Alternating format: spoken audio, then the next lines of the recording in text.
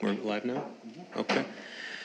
Good evening, everyone. I'll call this public hearing to order at 4:30 p.m. Thank you for joining us. Public hearings give council a chance to hear directly from residents before we make planning decisions. Purpose tonight is to hear about the proposed changes to the land use and subdivision bylaws. These include phase subdivision approvals, standards for cul-de-sacs and loop streets, updated lot frontages in R3 and R4 zones, new rules for emergency access and connectivity, and recognition of older legacy streets. This is the chance to hear from the public, so all comments will be recorded and considered before council makes any decisions. The process is as follows. We'll start with a presentation from the planning staff. After that, members of the public may speak for up to 5 minutes. And when you do come up, please state your name and your address. All comments should go through the chair, and council will not be responding during the hearing, but staff may clarify any points brought up. Would ask everyone to be respectful, avoid interruptions, and let everyone have their turn. So I'll now turn the floor over to the planning staff, and they can propose or present their presentation.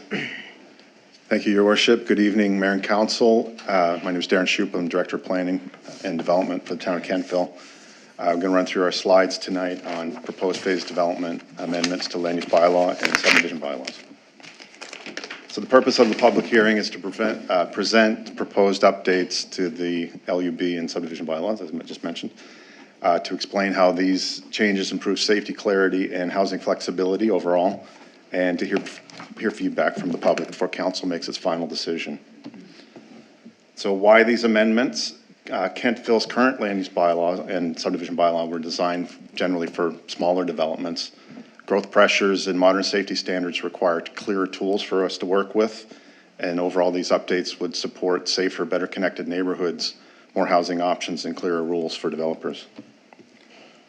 4 principal areas of change that I wanted to note tonight. There would be a section on phase development approvals, cul-de-sac and emergency access design, legacy or overextended streets, existing ones, and lot frontage changes for the R3 and R4 zones. So with regards to phase development, what we're looking to do is to allow larger projects to proceed in stages while maintaining safety and oversight of each of those stages. A phasing agreement is the overall document which sets up sequencing and the conditions early on in the process, and then subdivision agreements would apply to each phase within that phasing agreement. So what this does is ensures orderly service growth within municipal control all the way along. In terms of street types, we're looking at 2 street types and 2 safety standards based on that. So for local streets, we would have standard thresholds apply. For collector streets, higher traffic volumes would require stricter standards.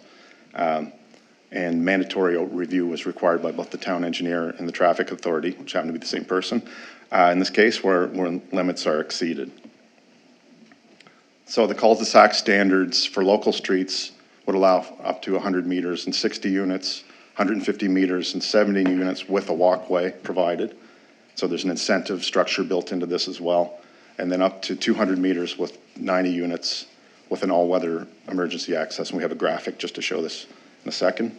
For collector streets, review would be required if it's over 150 meters in length or over 60 units with a hard cap of 450 meters and 180 units until a permanent connection is provided. So that looks like this basically. So just to show when these different incentives would apply and what that would mean for someone who's looking to develop a new cul-de-sac. So moving right along. Future street connection corridors. So subdivision plans would now have to reserve future street corridors when required, and they'd be shown as an as-of-right or an easement in favor of the town to ensure future connectivity and to avoid this sort of situations where we have the permanent dead ends. And they would be approved jointly by the development officer and the traffic authority. Onto emergency access, the minimum standards for them.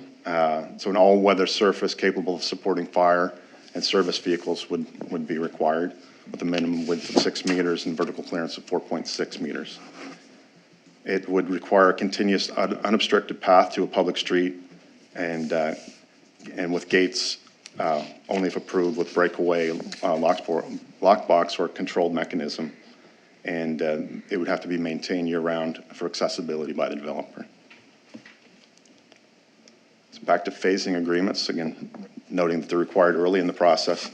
They'd be required at the tentative subdivision stage. Phasing agreement would establish sequencing conditions and securities that the developer would be held to. And again, the idea of having subdivision agreements nested within that phasing agreement at final approval is when they would apply. And again, the intent of this is to ensure consistent oversight and protecting the town interests. Temporary turnarounds for interim safety. They'd be required where a street is planned for future extension, built to the town engineer standards for emergency and service vehicles. Unit and distance thresholds may only be exceeded with secondary access, a public street or an all-weather connection, and again, being reviewed by the town engineer and traffic authority for safety. On the topic of existing overextended streets or legacy streets, they're roughly defined. There's a set of definitions in here later as well, as streets exceeding maximum thresholds built before current standards. So the base cap on those would be 80 units, allowing up to 120 units with all weather emergency access. The cap would be removed once the full permanent connectivity is achieved. And this protects safety while recognizing the nature of existing neighborhoods and their interest in occasionally developing on their properties as well. So the graphic which illustrates that is here. Just let that sit there for a second. Move on to the next one. In terms of lot frontage for R3 and R4 zones, current requirements vary between 60 to 100 feet for the minimum, and the new requirement we'd be looking at would be a 50-foot minimum. This would encourage appropriated density and housing variety while supporting neighborhood character at the same time. So we did hear some feedback at the public participation meeting with the questions listed here. I won't read these ones off, but we did and responded accordingly to each. In terms of roles and oversight, we employ a number of individuals who would be involved with the phasing in different aspects of these amendments in general. Development officer would apply thresholds, phasing conditions, and corridors during their review. The town engineer reviews servicing, emergency access and securities. Traffic authority confirms alignment, spacing, and safety on collector streets. And together, these folks ensure that each phase meets safety and connectivity standards. So a set of, I'm not going to read all these definitions tonight, but if there's any questions on them from the public, I'd be happy to hear about them. There's just a set of new definitions that would be included in both the land use bylaw and subdivision bylaw to allow us to articulate some of these principles that we're looking to bring forward tonight, and to make sure there's consistency between both those documents as well. So those will be helpful going forward as we see larger developments come online. So overall, the benefits of the amendments, first of all, safety, to ensure that we have stronger emergency access provisions. In terms of efficiency, that allow developments to proceed in phases where the town has some oversight on how that is conducted. In terms of housing, it allows more flexibility for multi-unit housing, particularly in the frontage, lot frontage, or the R3 and R4 frontage amendments, and it brings clarity to the documents by having clear standards and processes for developers to follow and for the town to administer. So the public hearing is tonight. The second reading for council is later this evening. Then we go through depending on how council votes tonight, on the rest of the way through the process here, but that's the basic setup for what we're looking at. And just to give a quick overview sum up the proposed amendments.